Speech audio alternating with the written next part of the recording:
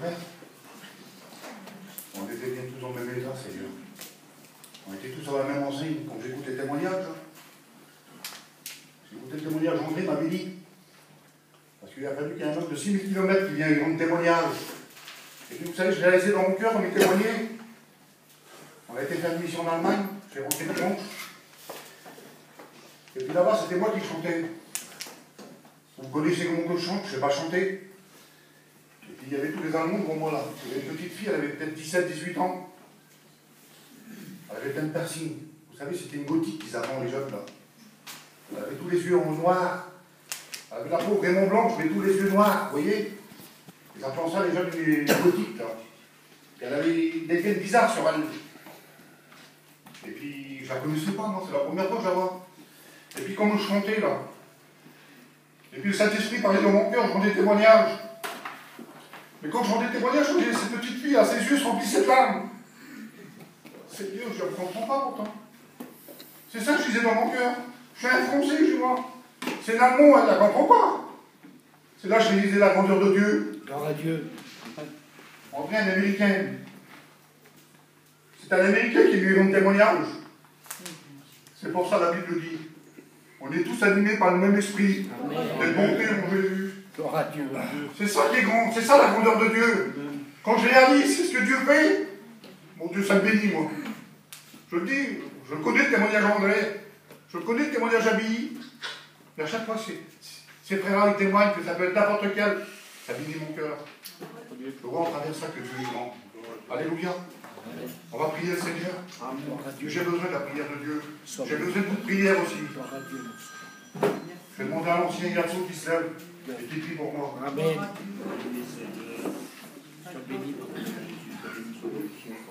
Seigneur, ce soir, tu nous as rassemblés. Et nous sommes là devant toi, Père éternel. Nous voulons écouter ta divine parole, Seigneur, qui va être prêchée par ton pasteur, Seigneur.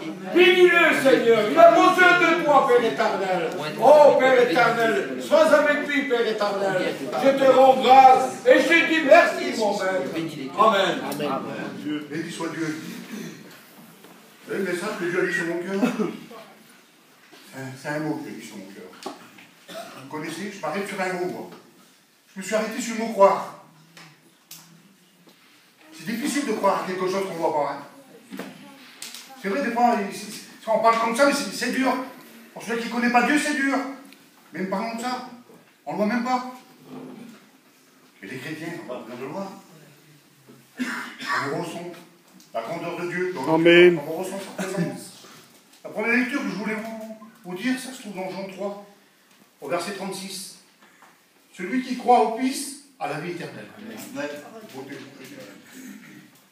Et celui qui ne croit pas au Fils verra point la vie. Mais la colère de Dieu demeure sur lui. Il est dur ce texte. Mais la parole de Dieu, c'est ça qui est beau dans la parole de Dieu. C'est oui et amen la parole de Dieu. Il faut l'apprendre. Comme elle est la parole de Dieu. Alléluia. Et le premier personnage que j'ai pris, vous le connaissez tous. C'est dans Acte 16 au verset 25. C'était Paul et Silas. Ils venaient de prendre des coups, la Bible dit. Ils étaient roux. Ils les ont roulés par terre par les coups qu'ils ont pris. Parce qu'il y a une femme qui les suivait. Et vous savez ce qu'elle disait sur eux? Écoutez-les, c'est des hommes de Dieu. Pendant 3-4 jours, elle a fait ça. Puis Paul, fatigué, il me dit, ce là, il a menace cette femme. Il dit, esprit de Python, sort de... Et instantanément, elle a été délivrée.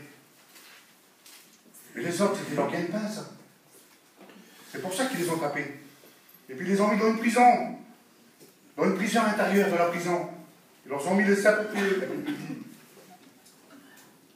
Et c'était l'homme que je vous parlais, c'était le geôlier. Même qu'ils étaient en prison, ils chantaient des louanges, ils chantaient des cantiques à Dieu. Pourtant, ce geôlier, vous savez ce qu'a dit la Bible? Il est endormi. Comment c'est un gardien, lui? Vous savez, un gardien de prison, il est parmi ses meurtriers, il est parmi les voleurs. Comment il a trouvé le sommeil, là? Parce qu'il écoutait les cantiques. Eux, ils étaient peut-être en prison, mais ils étaient libres dans leur cœur. C'est ça qu'il faut voir, mes frères. Ils étaient peut-être enfermés, enchaînés. Mais ils étaient libres dans leur cœur.